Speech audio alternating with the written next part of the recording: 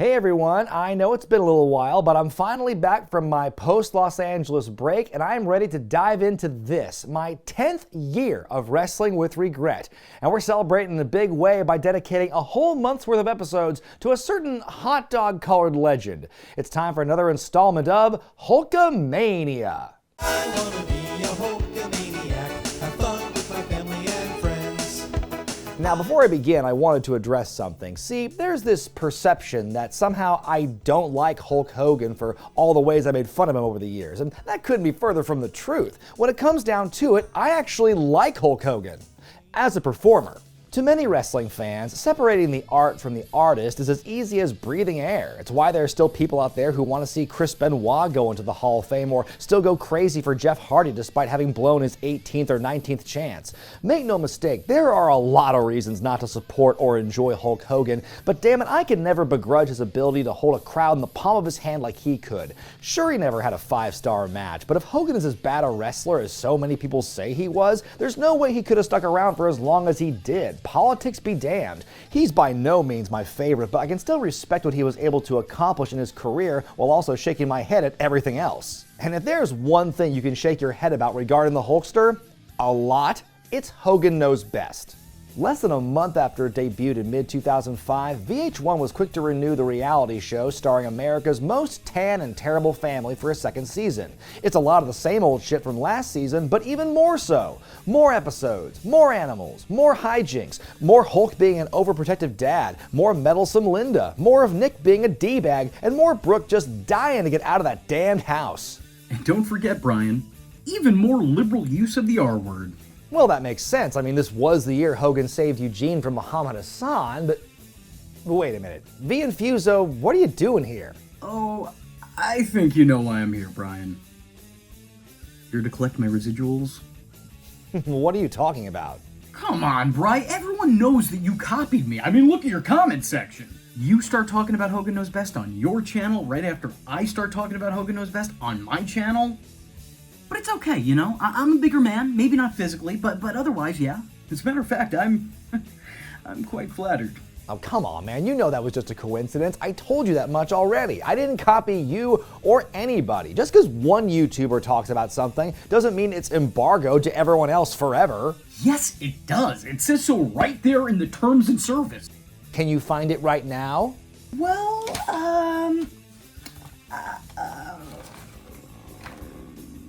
no. Can I please carry on with this review? Oh, okay, fine, but we are not done yet. Season 2 kicks off in a real new, unorthodox way, brother, as Episode 1, or Brooke Breaks Away, strongly reinforces that Hulk is terrified of his daughter having any personal autonomy. I don't have a problem with overstepping anybody's rights or bounds, anything to protect them from any type of uncontrolled situation. Brooke is a prisoner in her own home while the rest of her family are giant assholes with no idea of personal space. Meanwhile, the Hulkster is sad because his little kids are growing up and that he missed so many of their formative years while he was on the road. I mean, I'm pretty sure that's what's conveyed here, but I honestly wasn't paying attention because the music bed they were playing underneath is the same as what I hear when I call about my internet speeds. Seems like it was yesterday when they were just hanging out at the beach and the pool with us. Brooke and Hulk go to the store and she asks him to buy her tampons, offering zero specificity before he just calls an audible and makes her find them while embarrassing her. Finally, after being snooped on mid-phone call by Terry, Brooke has had enough and wants to get away. The parents agree to let her spend a weekend with a friend of hers at their beach house, but then afterward, the Hulkster reveals his plan to spy on her the entire time. Terry, you wouldn't do that anyway, would you? I'm not that type of guy. Says the guy who did that exact thing on the pilot episode. Brooke and her friend are getting on well enough, but Daddy Hulk trips when he finds out she's driving around at night. Hulk and Linda make their next move. And we're going by to check on her and protect her. Dressed like this? I feel so guilty. Okay, I will admit, this show got some genuine laughs out of me from time to time, and this reveal of them both dressed like cat burglars was definitely one of them. This is not a lie. This is protecting Brooke. If somebody in the hospital is dying of cancer, you don't tell them that they're dying of cancer. You lie to them and say, you know what? Things are going to get better. Well, since he seems to have a justification for every falsehood and lie he's ever told, then surely Hulk Hogan has got to be the most honest man on the planet, right? Hulk calls Brooke and offers to order her a pizza, and right away she should have known something was up, since that contradicts his normal behavior of dietary gaslighting. Hulk then pays the random pizza guy to spy on his child, then the guy just walks into the house. Jesus! The next day, Hulk and his faithful sidekick Brian Knobbs take to the boat with some fancy spy equipment of their own and just happen to spot Brooke partying with a bunch of dudes in the back of the house. Using my towels. Using my favorite towel. Look at that. I'm gonna go out there and whip his ass.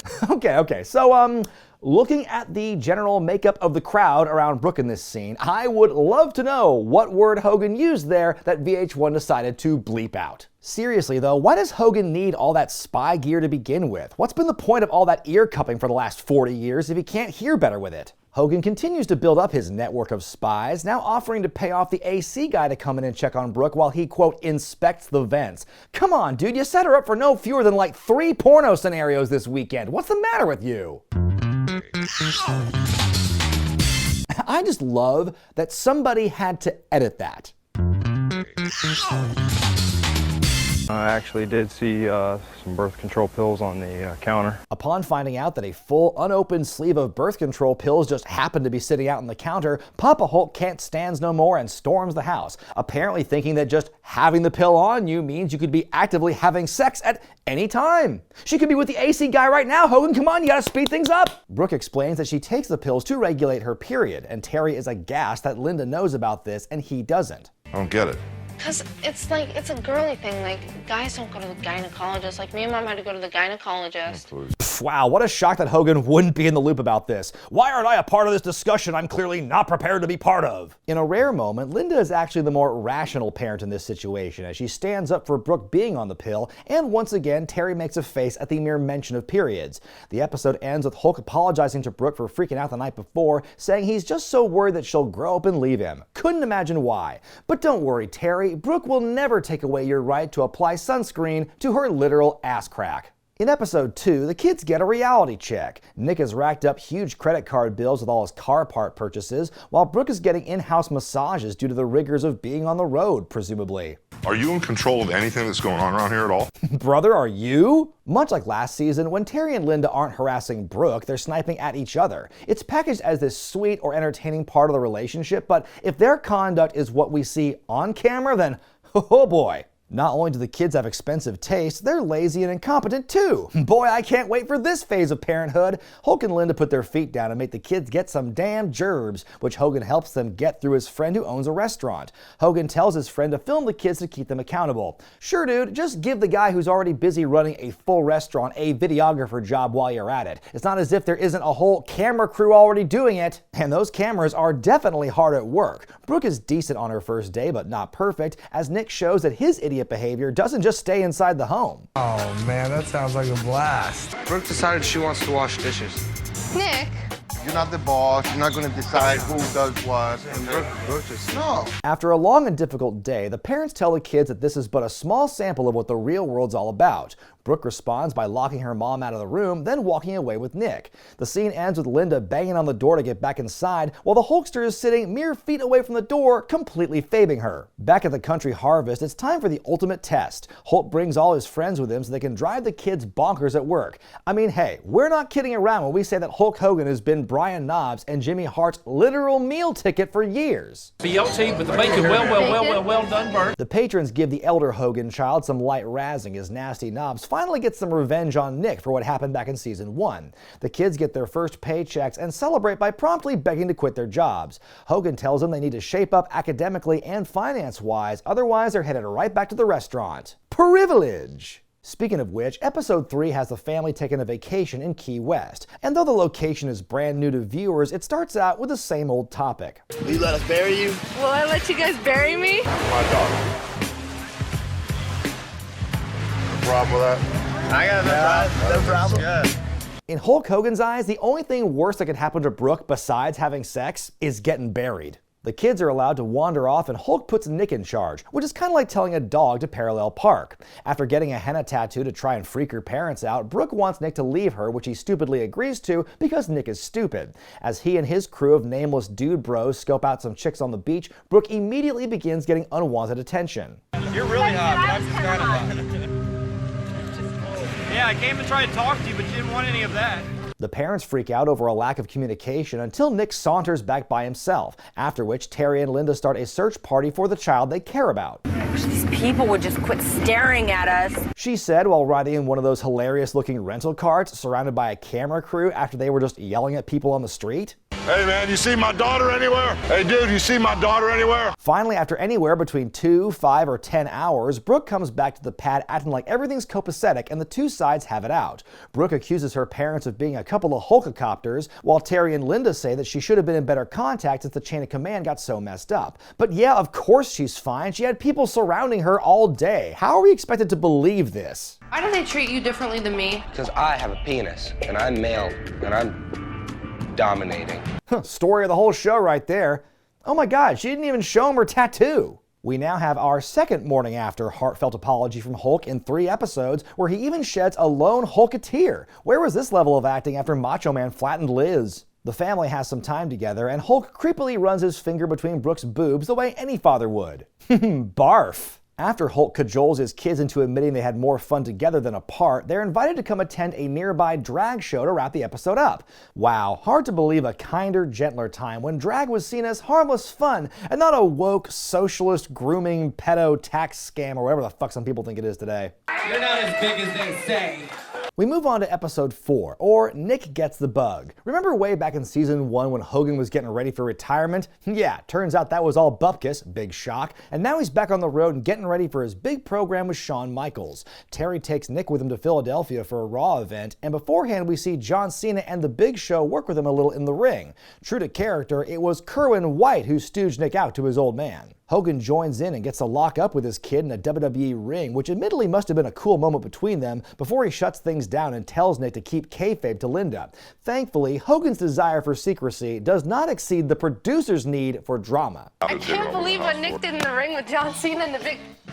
What? Despite Linda's predictable disapproval, Hogan decides to take Nick to the weight room for some training, then we move on to an actual ring. The 15-year-old even takes some bumps, prompting good buddy Knobs to call him the next Hulk Hogan. Whoa, whoa, whoa, slow down, bud. Where was all this positivity at Celebrity Championship Wrestling? Welcome to the wrestling business, kid. Despite the high praise, Hulk rightly makes the point that Nick should wait until he's older to have his first match, as it wouldn't be safe. He then busts Linda's chops for worrying too much about Nick getting hurt about 30 seconds later. Husband of the year. This episode appears to be the final time we ever see Hulk's son take any moves in a wrestling ring, unless you count the time Larry Sweeney was a stand-in during the build in the Randy Orton feud in 06. But the Hulkster still wants to see if his son has that X factor by taking him to an acting class. As per usual, Nick goofs off and doesn't want to do anything, but in fairness, his scene partner isn't much better. I'm crazy about you. I mean, please, just give me a chance. Please. I'm a lesbian. I can deal with that. Unfortunately, Nick's gonna need a lot of those lessons as we hurtle toward our next installment, Hogan's Go Hollywood. Sadly, this does not mean they all paint on dark stubble and film their skits in black and white. Hulk is set to play Zeus in the film Little Hercules in 3D, a film so piss poor and low budget it would make Roddy Piper blush. I'll admit that the costume was pretty on point, but let's just say this is only the second best character named Zeus in a movie starring Hulk Hogan. And just like his time in wrestling, he politics to get his family members some work. Is there any chance that we could plug the whole family in this project? God knows we've been through a lot together. I'll say yes. And hey dude, how about a janitor played by Brian Knobs, or Brutus Beefcake as Zeus's best friend, dude? On the first day of filming, Brooke meets Tony, the Greek translator on the set. He butters up Hogan by admitting he cried when he saw Hulk lose to the Ultimate Warrior, then immediately starts to move in on Brooke, which becomes one of the dominant threads of the episode. Nick plays the school bully in the movie, which, considering how punchable he is the rest of the time, is pitch-perfect casting. Brooke is a very obvious Britney stand-in at a school function who does a dance irrelevant to the story, and Linda is an assistant of some sort who prepared for her role by saying a lot. He's arrived, Mr. Reynolds, the new temp teacher. He he's coming downstairs. Meanwhile, Tony continues to get close to Brooke. Given Hulk's fear of creepy guys he's made up in his head, it's surprising how reserved he is around this actual creepy guy. Brooke is only 17, but she's an old spirit. Dude! Brother! Jack! This guy sucks! Then it's on to Brooke's big dance number. The performance is on par with every other bubblegum pop dance at the time, but Hulk and the director find it a bit too sexy. Hulk blames Linda for not overseeing the choreography enough, a rare break from all the times he blames her for being too involved in things. After more public embarrassment and 3 extra hours of choreography, the gang finally performed their new sexless jig that earns everyone's approval. No more, you know what? No more McGillicuddies. You hear that, Michael? Finally, the Immortal One has had it with Tony's touchy-feely actions and has an intense one-on-one discussion. I'm not sure if the hair and makeup make him look more intimidating or less. How old are you? How old do I look? About 40. I'm not 40. How old are you? I'm billions of years old. I'm Zeus. Hulk scares Tony into staying in his timeout chair as the episode concludes. It doesn't happen often in this series, but every once in a while you can't help but side with the Hulkster. Hey, me again. I couldn't help but overhear the review as I was eavesdropping. If any of the viewers at home are wondering just how bad the Hogans are in this movie, or just how bad this movie is overall, then look no further. You can actually hop on over to my channel and watch a little watch-along we did of Little Hercules. Hulk Hogan was there, Big Show was there, I was there, Brian, you were there. Oh, don't I know it? Still trying to forget. The next episode is called Anniversary Surprise. Having already used his comp points at the Thunder in Paradise Hotel last season, Hulk needs to find a new way to surprise his wife on their big day. It's our anniversary this weekend, and, we've had a lot of rough spots, and we've overcome those. Oh, lady, we know what you mean. Now, at least. Linda convinces Hulk to go with her to dance lessons, to which Terry responds with total disdain. He finally comes around to it and seems to be enjoying himself until Linda makes a crack at his mobility. It's just funny because I'm trying to do it all gracefully and stuff, and I've got him going like this, like Frankenstein. Actually, Frankenstein's the name of the scientist. That's Frankenstein's brother. Hulk is so miffed at Linda's barely an insult that he immediately begins going to a different studio with Brooke in secret. Interesting how it took this guy 22 years to be dragged kicking and screaming to his first dance lesson with his wife, but he leapt at the chance to be taking lessons with his daughter. Just saying. Where did you learn this? Oh, it's something I picked up when I was in the Navy. As seen in the documentary, Assault on Devil's Island. It's the day of the anniversary, and Hulk is ready for his date dressed like he raided the Godfather's wardrobe. After exchanging gifts and Hulk whispering sweet nothings in Linda's ear like, "If you divorce me, I'll kill you," Hogan takes her by the hand and leads her to a tango on the restaurant floor. Sure, it made his TNA matches look silky smooth by comparison, but kudos to him for putting himself out there to make his wife happy. Don't call me Frankenstein again. Mrs. Frankensteinian.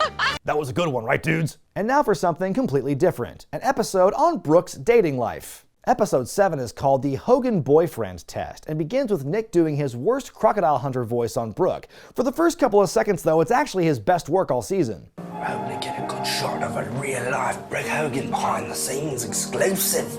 Brooke calls up a musical friend of hers named Jerry and wants him to come to Florida to help prepare for an upcoming performance. There's definitely some sparks between the two of them, though they vehemently deny it any chance they get. Would you be jealous if you saw me with a totally hot guy? What's the right answer?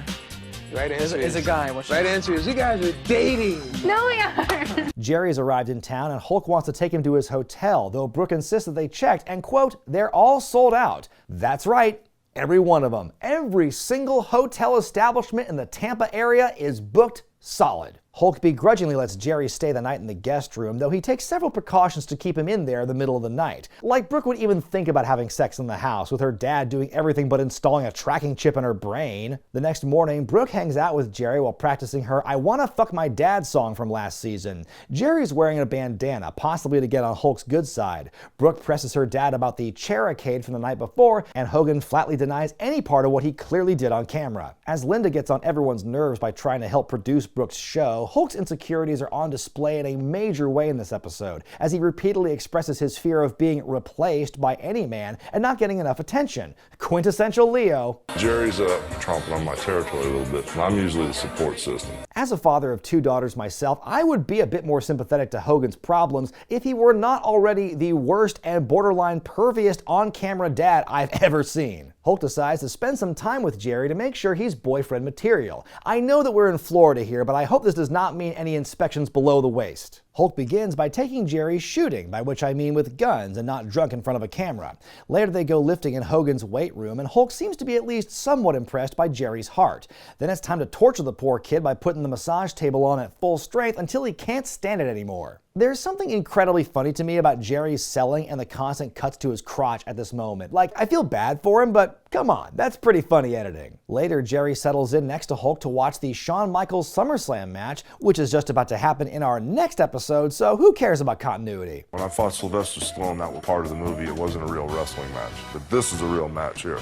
Well, I mean, you're not wrong, but, both acting? It's finally time for the concert. Jimmy Hart is the MC because of course he is. Hulk introduces his daughter as his main squeeze, and Brooke sings her Gross Daddy song, and it seems to go over well. The episode ends with Hulk thinking that Jerry is a good enough guy, but he is a male and therefore untrustable. At least we get an inkling of character progression here, as Hulk doesn't immediately run Jerry off. Episode 8 is called Twilight of a God, which damn, that title goes hard. The Hulkster is preparing for his big match with Shawn Michaels, which again we just saw a snippet of last week by doing rehab on his ankle and getting laser treatment on his face, and boy, that sure worked well, didn't it? We see hardly any of the match itself and focus more on the aftermath, including Hogan's bloody mustache. Holy shit, that looks so gross. Also, what an unbelievable missed opportunity by the showrunners here, as there is absolutely no discussion of the juicier moments from this storyline. Where are Hogan's takes about Shawn making fun of him for his age, the politics of the feud, Shawn bouncing around for Hulk like he was made of flubber? Nah man, let's just show some needles in the spine, I guess. Hogan's doctor gives him an ankle brace, which he immediately throws away because he says it makes him look older than he already is. Again, nothing to say about HBK rolling up in the walker in that one skit? As time continues to take its toll on the patriarch, the rest of the Hogan family express their concern about his health in their classic, compassionate style. I haven't missed a beat yet. Until you're like, I haven't missed a beat yet. Linda tells Hulk they have to find another way to make money if Terry can't wrestle, to which he responds by pulling out the old Thunder Mixer as a reminder of the follies of branching outside of wrestling. He even recounts the whole story of it to Linda, which is great for first-time viewers watching this, but you gotta believe she'd already heard it 1,000 times before. Hogan does voiceover work for those Arby's commercials where a skinny actor plays him, which kinda leans into the fact that Hogan juiced during his career. Bold move, Terry. That's because it's not all pumped up with phosphates and fillers, which gave the Hulkster an idea. Maybe I don't need to be pumped up either. We then get a scene where Hulk meets in his house with Eric Bischoff and Jason Hervey, only there is zero explanation as to who they are or how they know him. Like, not even a sentence? The Bischoff-Hervey connection sell Hulk on being the face of Sacco brand energy drinks, then the champ gets pallets of the stuff. I guess just start stacking it up on the front porch. What else are we gonna do? We're proud to drink Sacco. Wasn't all this your idea? It's no coincidence that WWE got in on the Sacco train at around the same time with their Raw Attitude beverage. And in what was a total shock to me, Jimmy Hart's short-lived energy drink had nothing to do with this partnership. Imagine the market being that wide open for 3 different wrestling properties to fail. But the real piece de resistance on this episode is when the Hogans film the commercial for the Hulk Hogan Ultimate Grill. Finally, the Hulkster is able to make good on missing out on the Foreman grill by selling one of his own, guaranteed to shake the home cooking world to its foundation. I will be the new heavyweight champion of grills when this is all over. Come with me real quick.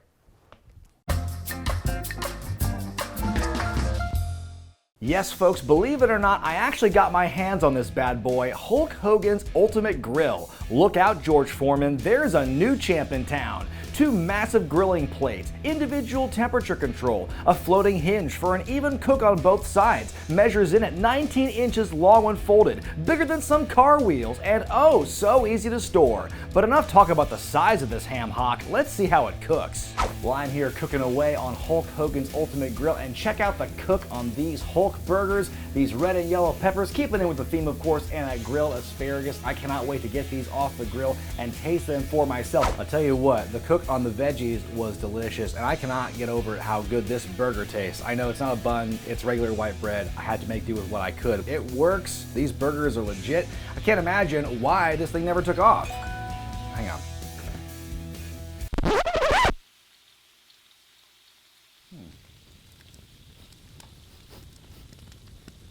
On we go to episode 9, Rent a Guru. Linda is upset with her weight and calls upon a health guru to help with her diet. I find it amazing that after living with a fitness freak for the last couple of decades that she's still calling in this hack. Red meat is high in saturated fat. Your arteries are going to get hard and other things get soft.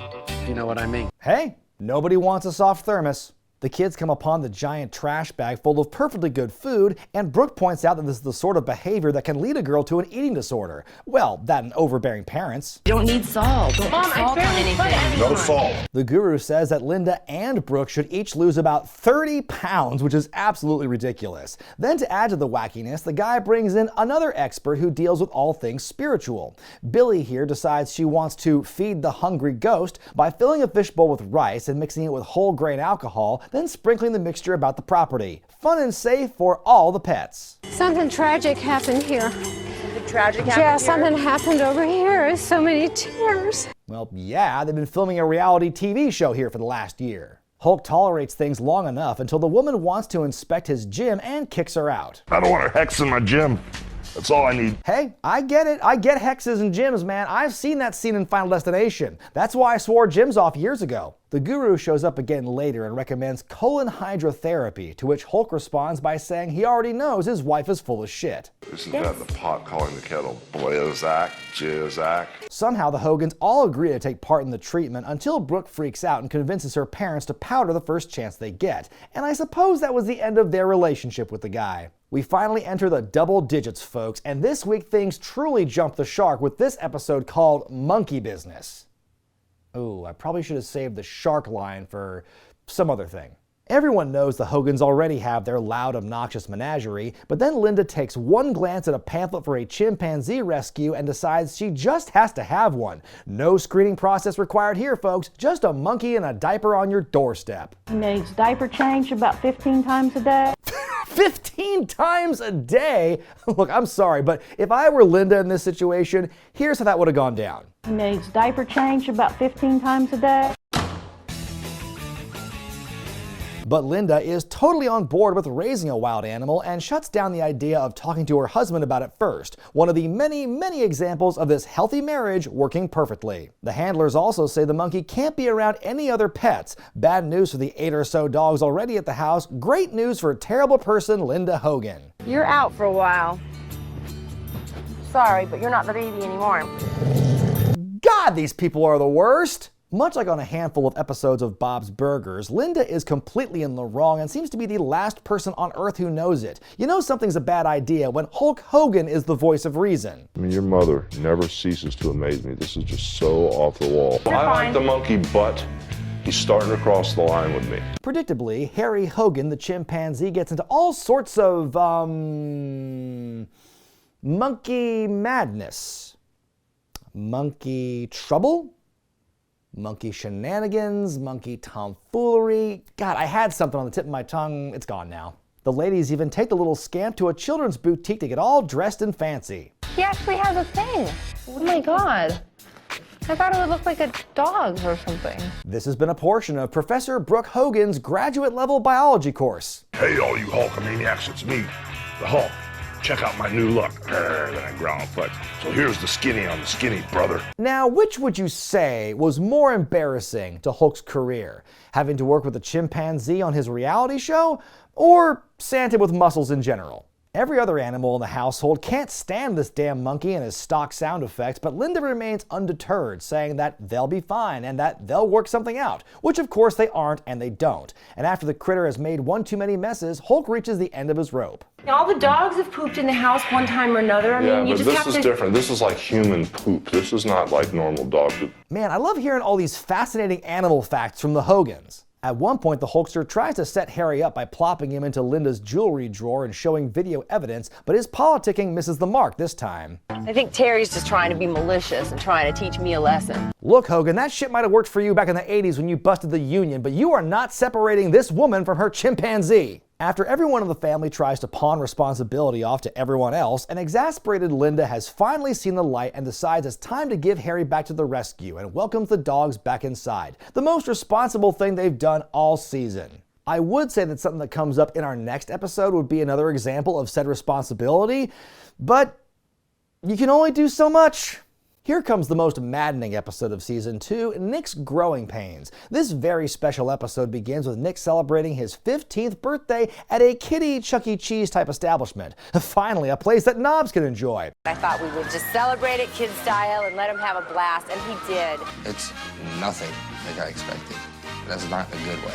Also, I love that he's wearing an XWF t-shirt here. Seriously, he and Jimmy Hart are like walking mausoleums of failed enterprise. The high point of this scene comes when Hulk suddenly dons a black wig and imitates the father figure from the other reality show that had just wrapped up that you know the Hogans desperately wanted to be like. Turn down that stereo!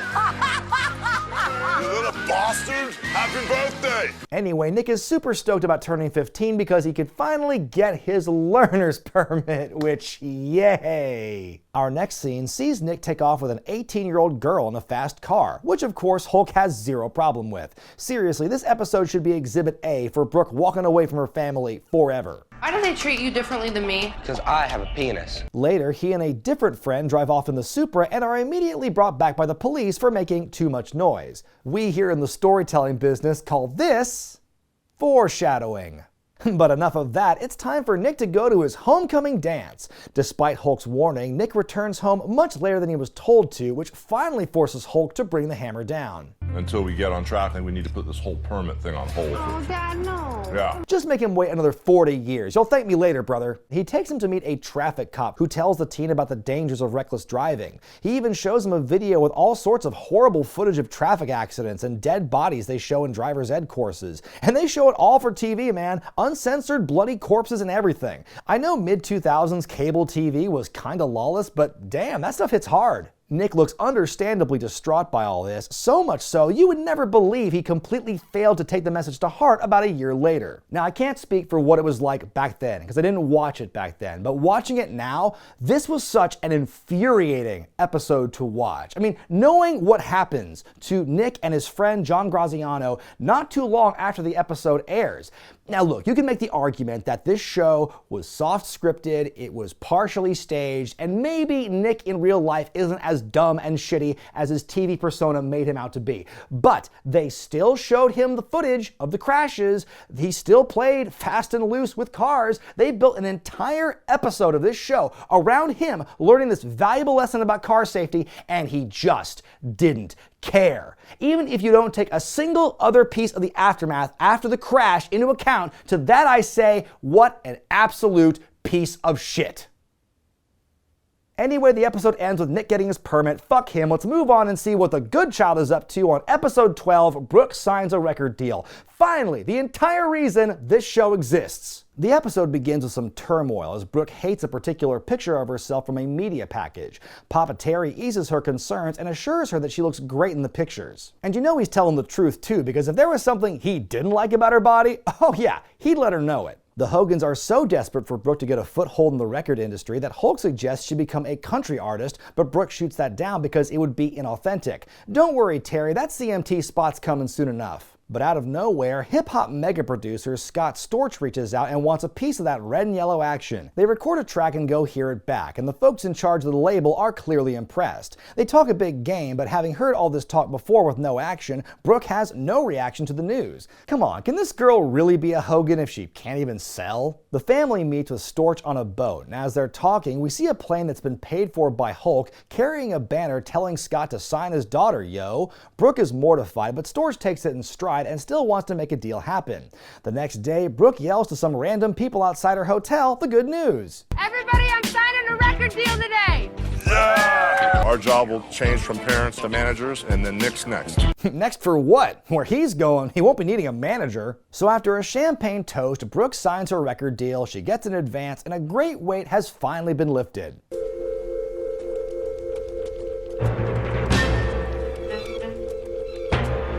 Oh, why did they make that sound so ominous? The episode concludes with Hulk revealing to his family that he just signed the paperwork on this brand new, ludicrous-looking house in Miami so Brooke wouldn't have to travel so far to record her music. Boy, those Hogan grills must be making a killing! Also, not long after this, Scott Storch would blow all of his money on drugs and luxury items before falling behind on child support and tax payments, then finally filing for bankruptcy in 2015. Man, do the Hogans know how to pick 'em or what?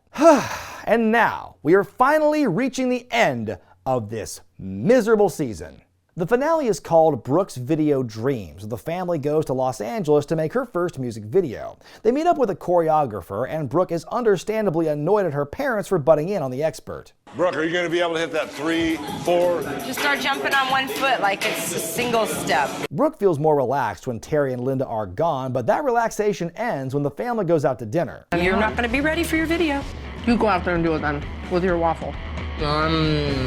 Man, what shitty parents. Brooke is turning 18 tomorrow, and nobody is more terrified about that piece of news than the Hulkster, who is grasping for one last bit of control. When she walks into that club and she takes off that jacket. Takes off what? But I'm not afraid of another good lawsuit either, you know? When it's finally the big day, she gets some nice gifts from her family, including keys to a frickin' Mercedes. It's brief, but it's actually a pretty sweet scene that shows that the family actually cares for her, and this show needs as much humanity as it can get. Now everybody dance the dance of Caucasia!